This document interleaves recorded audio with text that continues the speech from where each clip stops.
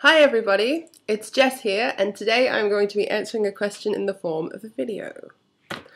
First, I just want to say I'm going to keep looking over there because Rhiannon's there. Say hello. Hello.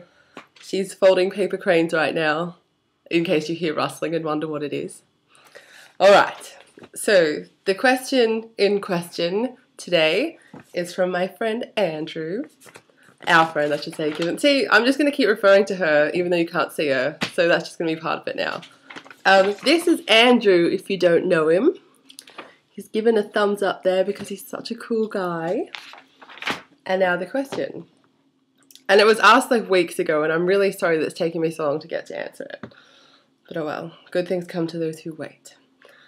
So the question, your favourite Doctor Who monster / baddie and why? I am going to answer this with two, one monster, one baddie. And I've worried that my answers are a bit unoriginal, but I've then also just thought that if something's really popular, there's usually a reason why.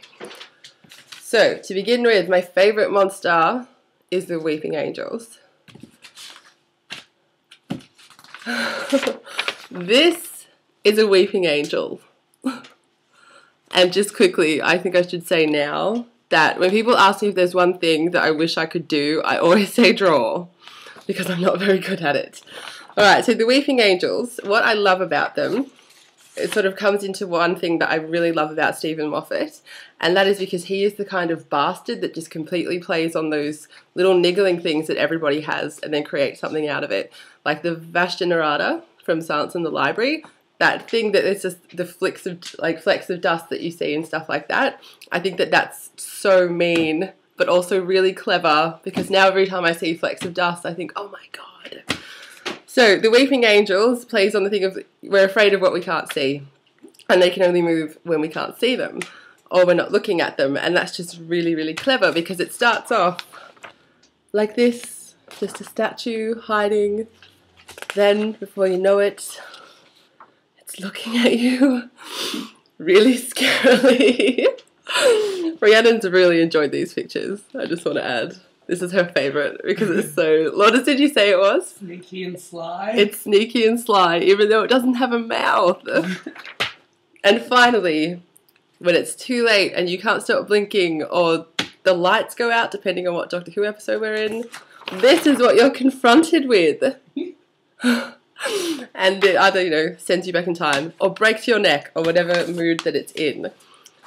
And I've always tried to explain to people that don't watch Doctor Who why they're scary, because I was out with a friend and we saw this angel statue in a shop and I was like, oh my god, it's like a weeping angel. She's like, what does that even mean? And then I could only explain it to her properly when we went into like a sort of a nerd shop. I'm sure they have proper names, and there was a statue, like a little model of one, and she's like, ew, it's terrifying. But yes, because I love them because it plants an idea in your head that just stays there. Because okay, in our hometown, I don't know why it's so popular, but there are these little statues that heaps of people have, particularly on the street that we have to drive down to get to our parents' house. That's just the universe for you. They're like on concrete like spheres, and they're cupids that are hiding their faces. So we're always like, it's the weeping cupids, they're gonna kill us. They haven't yet though. Alright, so and my favourite baddie in general is the Master. See, and again, as Rhiannon pointed out to me, it is his eyebrows that make you be able to tell. And also a drum. Which I'm impressed with how well I drew that. Just to say, the best thing I've ever drawn. Mostly I love him because, I mean, monsters aside, a genuine sort of bad person in a film, not real life, that I love is when they're not completely straight down the line. Like that's, I think, like, wasn't in the question, but I don't really like the Daleks for the fact that we're really evil. And there's really no reason, like, you don't find out what really motivates them to be evil, they just are evil and bad. Whereas there's reasons that the Master is bad. And because he was crazy, because of the drums thing, right? Spoiler alert. I probably should have mentioned that. Because he is charismatic too, and I think that's what you need to have a good bad guy. Like, I always use an example, and I've used it in, like, writing classes and stuff like that too is like Hans Landa in Inglourious Basterds. He's my favourite character, and Rhiannon is nodding, or are you just making origami? She's agreeing, because he is so charming and so awesome, and he's so bad, like he's really not a nice person, but I just love him for the fact that he's just so sassy and fantastic, and that is exactly what the Master has as well. Trying to think, and yeah, he's not so straight down the line. I have, see, this is how serious I took this. Just by the way, I have a whole page of notes, and I even drew a TARDIS on there while I was thinking.